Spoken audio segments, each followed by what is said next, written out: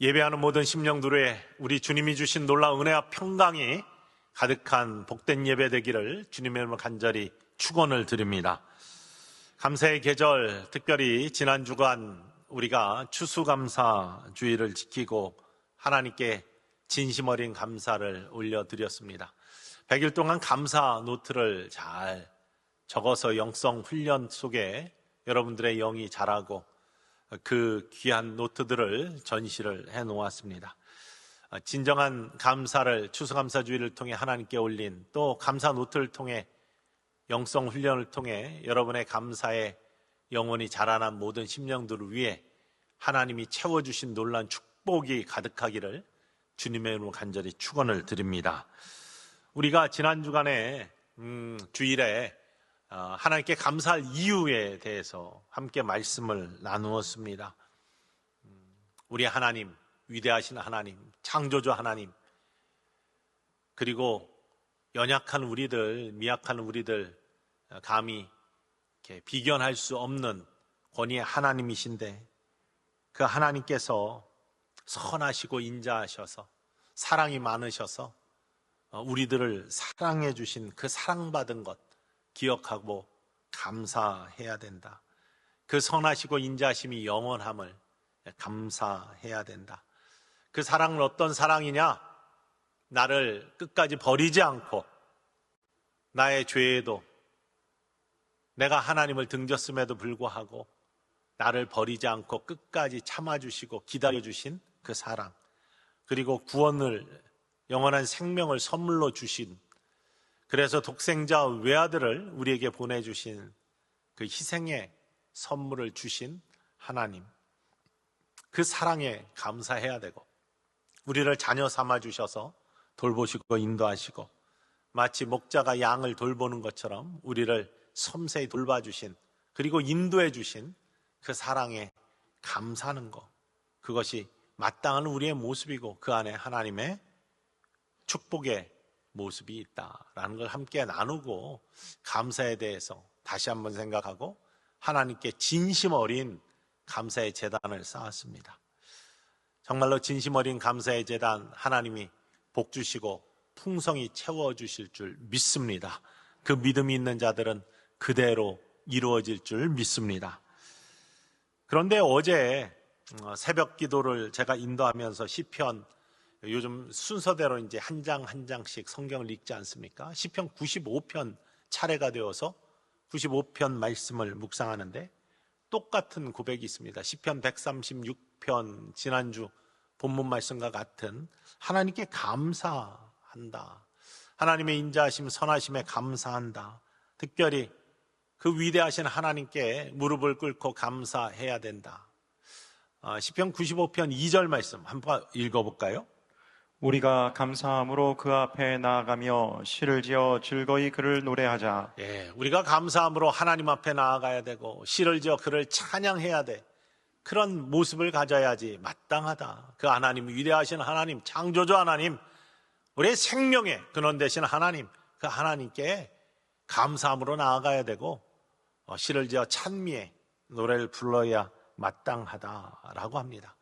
그러면서 그 감사의 표현을 이렇게 해야 된다. 6절에 고백하고 있습니다. 읽어볼까요? 오라 우리가 굽혀 경배하며 우리를 지으신 여호와 앞에 무릎을 꿇자. 예, 굽혀 경배하며 우리를 지으신 하나님께 무릎을 꿇자. 그래서 무릎을 꿇자는 것은 감사함으로 그의 앞에 감사의 제단을 쌓는 걸 의미합니다. 히브리 말에는 무릎을 꿇자라는 여러 가지 표현이 있습니다. 물론 단어는 다르지만 그 뜻은 다 동일합니다. 하나님 앞에 무릎을 꿇는 거, 그거는 감사의 표현이고, 이 감사가 예배를 통해 나타나고 경배와 예배, 그리고 하나님을 찬양하는 모습을 통해 무릎을 꿇고 하나님 말씀 앞에 순종하며 경배하는 모습입니다. 물론 시편 95편 6절의 말씀에 무릎을 꿇자는 다른 이브리 말이지만 이와 똑같은 동의어로 바라크라는 말을 우리는 잘 알고 있습니다. 왜 잘 아냐면 아브라함이 하나님의 부르심에 순종하면서 그 하나님의 지시를 따라서 가나안 땅에 와서 감사의 제단을 쌓을 때 무릎을 꿇고 경배하다라고 할 때 무릎을 꿇고 경배하는 모습을 바라크라고 표현하고 있습니다. 그런데요, 이렇게 감사의 제단을 쌓으며 무릎을 꿇고 경배하는 그 바라크가 하나님께서 그래서 아브라함을 축복하셨다라고 하는 축복이라는 단어하고 같습니다. 하나님 앞에 무릎 꿇고 경배하고 감사의 제단을 쌓는 자는 하나님이 반드시 축복하는 사람이 된다라는 것을 표현하고 있습니다. 여러분, 감사에는요, 하나님이 반드시 축복하시는 손길이 있음을 믿으시기를 주님의 간절히 축원을 드립니다. 여러분의 진정한 감사의 고백에는 하나님이 반드시 축복하시는 은혜의 손길로 다가와 주신다는 것 마음속에 꼭 믿으시고, 그 감사가 끊어지지 아니하는, 추수감사절 끝났다고 이제는 감사의 계절이 지난다고 감사가 그쳐지는 것이 아니라 감사가 이어지는 삶이 믿음의 삶이 되기를 주님의 간절히 소망합니다. 그런데 시편 95편은 좀 다른 면이 있습니다. 감사와 축복과 다른 대비되는 모습이 뒤에 나오고 있습니다. 그것은 불평과 불만입니다. 꼭 광야에서의 사건을 짚고 있는데 무리바와 마사의 사건을 들어서 이스라엘 백성들이 물이 부족하다고 불평과 불만을 할 때, 모세를 원망하고 하나님을 원망할 때 하나님께서는 이 불평과 불만을 토로하는 하나님의 백성, 이미 구원의 놀라운 은혜에 감겨 누렸는데도 작은 부족함에 불평과 불만하는 하나님의 백성, 이 백성에게 어떻게 대하시나? 시편 95편 11절 말씀에는 이렇게 고백하고 있습니다. 읽어볼까요? 그러므로 내가 노하여 맹세하기를 그들은 내 안식에 들어오지 못하리라 하였도다. 하나님이 그 불평과 불만을 바라보며 감사와 반대되는 모습을 바라보면서 하나님이 노하시고 그들은 내 안식에 들어오지 못한다. 특별히 가나안의 복지에 놀라운 축복을 누리지 못한다. 이렇게 고백하고 있습니다. 감사 찬미에는 축복이 반드시 따르는데 불평과 불만에는 하나님의 저주가 임한다라는 겁니다. 엄중한 말씀입니다. 지난주 추수감사주일 오후 예배, 정말로 귀한 예배를 드렸습니다.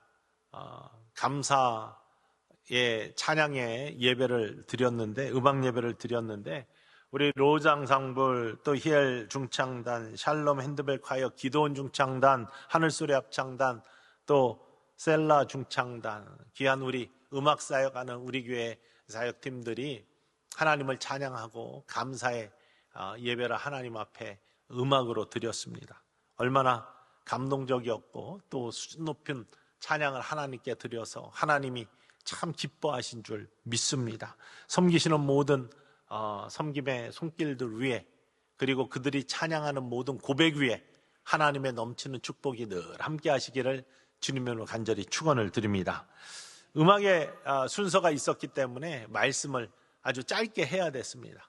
그런데요, 준비한 말씀 짧게 전하자 하고 올라오는 그러한 가운데 하나님이 갑자기 그런 감동의 음성을 주셔서 감동되는 대로 말씀을 앞에 덧대어서 전했습니다.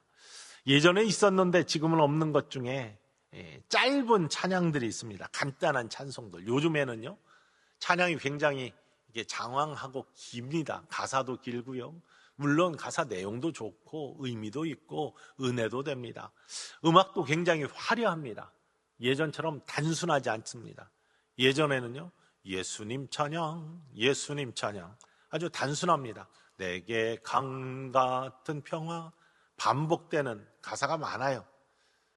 그런데 요즘에는 굉장히 장황하고 또 화려하지, 좀 대비가 되지만 진리는 굉장히 단순한 데 있고 그 안에 정말로 좋은 표현들이 많다. 예전의 노래 중에 정말 은혜로운 찬양들이 많다라는 것을 다시 한번 생각하게 됩니다.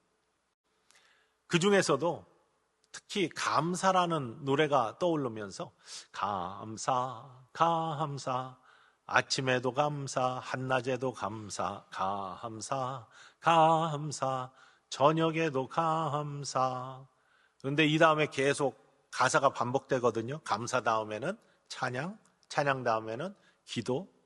지난 오후에는 그거 다 불렀습니다. 그랬더니 긴장하더라고요. 계속 나올까 봐.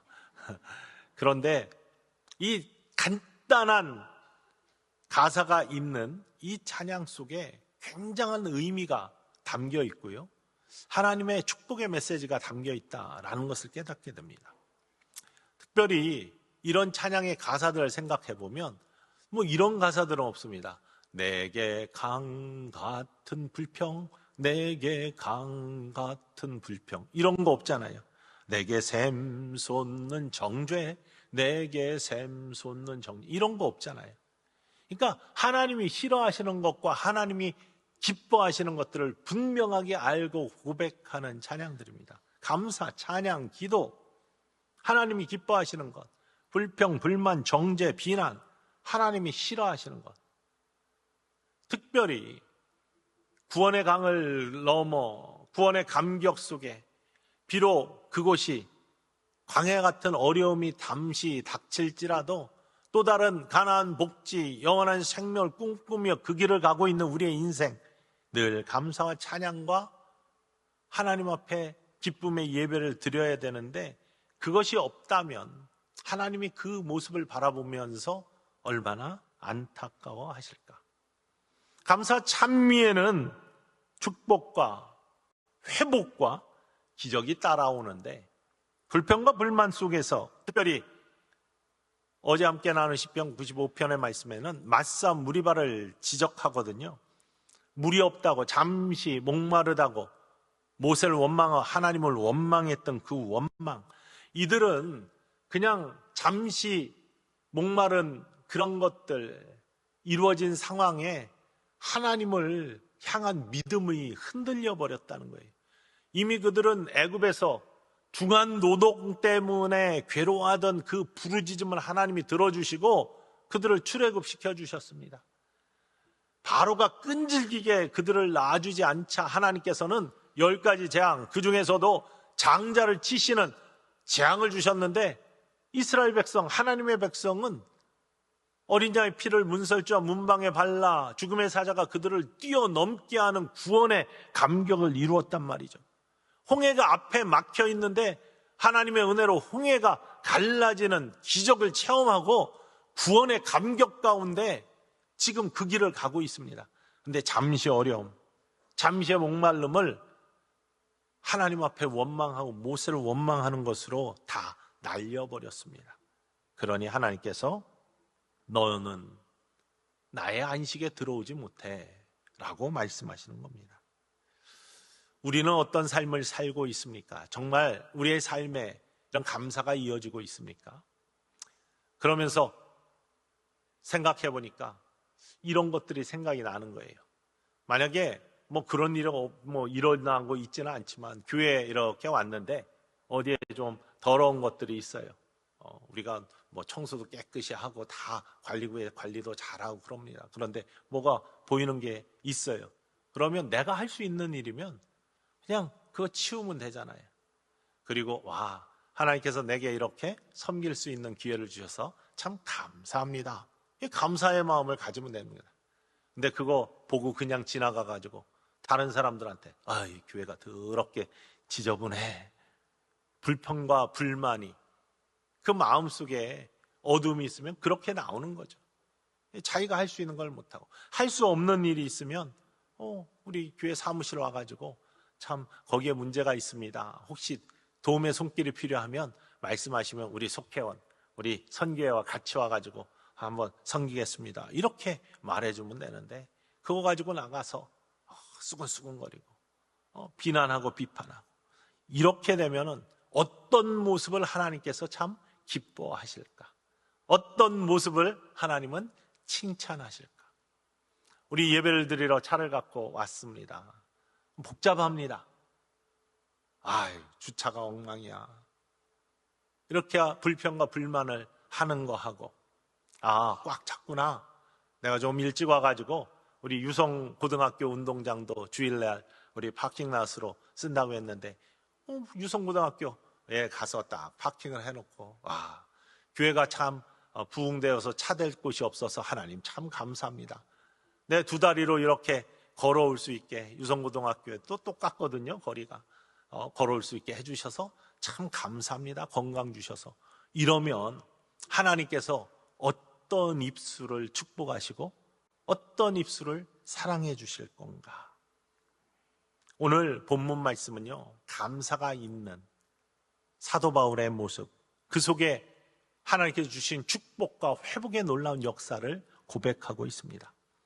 사도 바울과 실라가 2차 전도 여행을 합니다. 처음에는 아시아로 가려고 계획을 했는데 성령이 그 길을 막으셨습니다. 그리고 유럽으로 발걸음을 돌리셨죠. 환상 중에 마게도냐 사람이 나타나서 나를 와 도와달라고 손짓하는 것을 하나님의 확실한 부르심으로 사도 바울이 고백을 하면서 마게도냐 지역으로 갑니다. 그 첫 번째 성이 빌립보라는 도시입니다.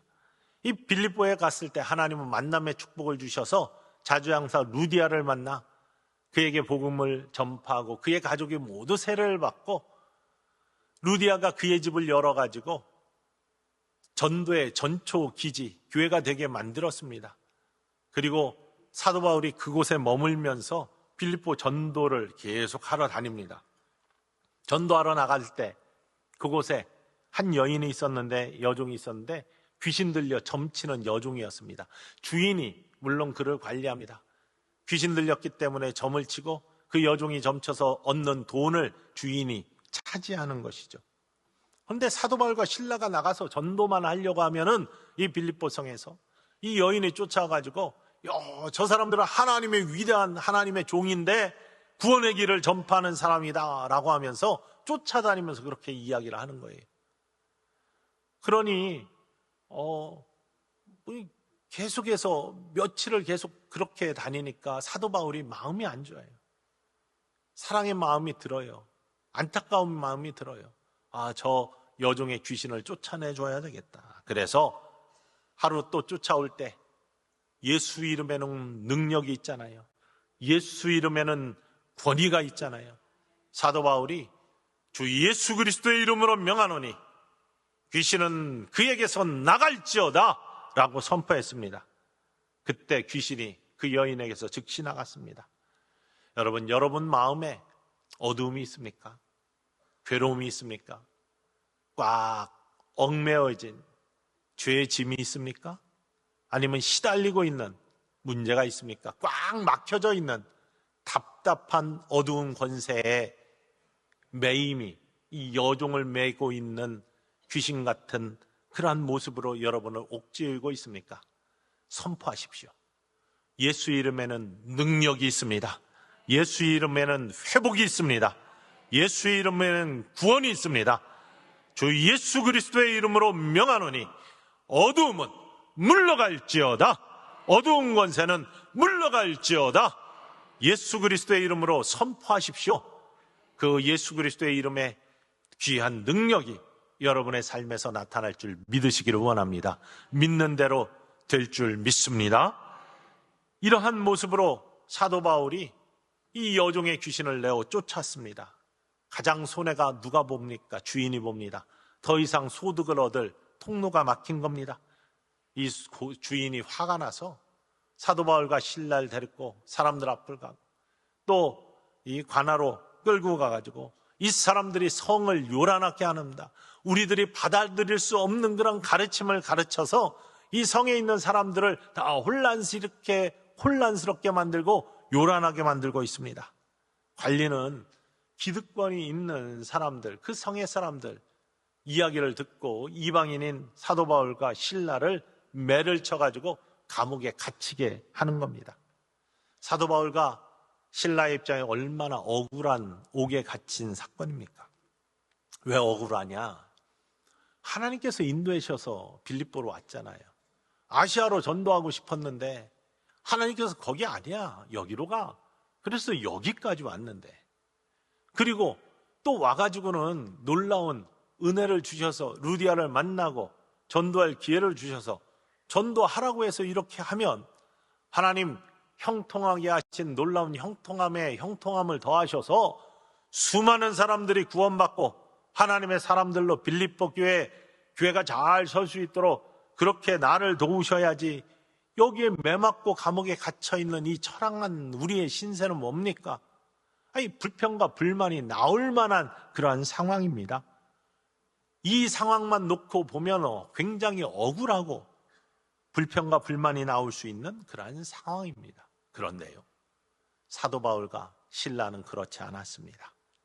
25절 말씀에 한밤중에 바울과 실라가 기도하고 하나님을 찬송하며 라고 고백하고 있습니다.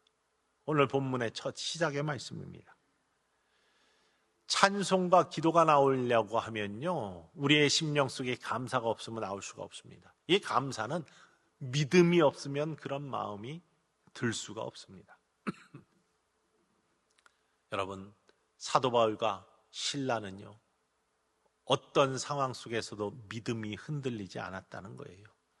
이 흔들리지 않는 믿음 속에 감사의 마음이 지켜졌고, 이 감사의 마음 속에 감사의 기도가 나오고 감사의 찬양이 나왔습니다. 사도 바울이 항상 기뻐하라, 쉬지 말고 기도하라, 범사에 감사하라, 이는 그리스도 예수 안에서 너희를 향하신 하나님의 뜻이다 라고 할 때 사도 바울의 머릿속에서 나온 선포가 아닙니다. 그가 경험했던 신앙의 경험 속에서 나왔던 고백이에요. 항상 기뻐하고 범사에 감사했던 그의 삶. 어떠한 고난이 와도 어떤 어려움 속에서도 사도 바울은 가장 중요한 다메섹 도상에서 죽을 수밖에 없는 죄인이었던 자신을 빛과 음성으로 불러주셔서 구원의 감격을 주시고 회복의 놀라운 은총을 주신 하나님의 그 부르심에 회복의 놀라운 은총, 그걸 떨쳐버릴 수가 없는 겁니다.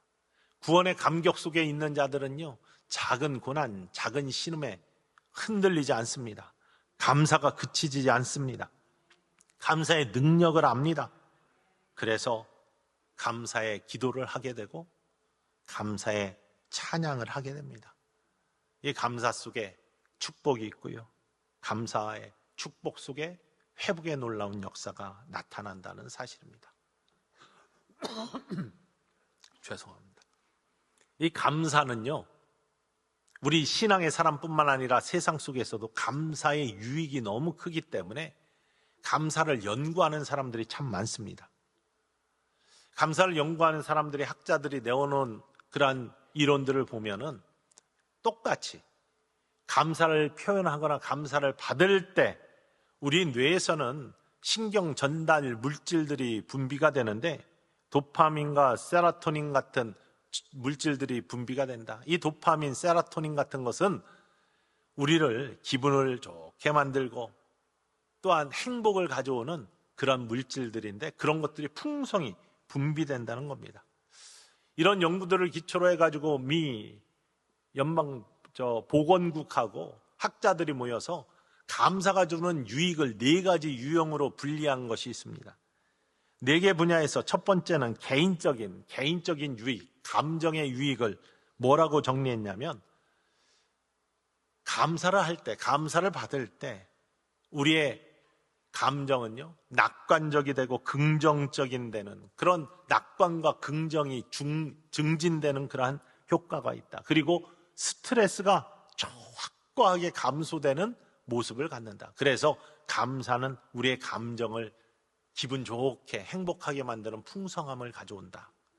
두 번째로 대인의 관계에 있어서는, 특별히 가족과 친구 간의 대인 관계에 있어서 좋은 관계를 형성하는 그러한 모습을 가져오고 외로움을 해소한다. 여러분, 그렇지 않겠습니까? 특별히 가족을 생각해 보십시오. 서로 감사하는, 남편이 아내에게 감사하고 아내가 남편에게 감사하면 부부관계가 안 좋겠습니까? 늘 불평과 불만이 가득할 때 그 관계가 깨어지는 것이 아니겠습니까? 그리고 깨어지면 외롭죠. 그러나 화합과 아름다움이 있을 때는 그 관계가 아름답게 형성이 되는 것이죠. 그런 것이 감사를 통해서 나타난다는 거예요. 사회성에도 분노와 불신이 감소되고 감사가 있을 때 상호 존중과 신뢰가 증진이 됨으로 말미암아 사회를 복되게 만드는 통로가 되는 것이 감사다. 그리고 영성에 있어서 감사는 영적 성숙을 가져다 주는 축복의 통로다. 그러니 우리가 감사노트를 통해 영적 훈련을 하는 것이고 그것이 영적 성숙을 갖고 오는 축복의 통로가 될 수 있다는 것입니다.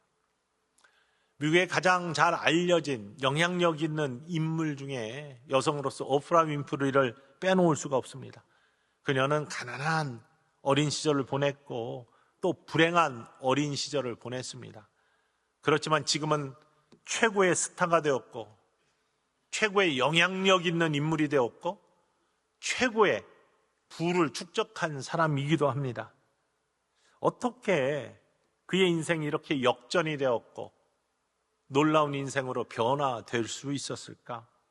그는 시골에서 가난하게 태어났습니다. 사생아로 태어났습니다. 아버지를 모릅니다. 그런데 조부모 밑에서 자라났거든요.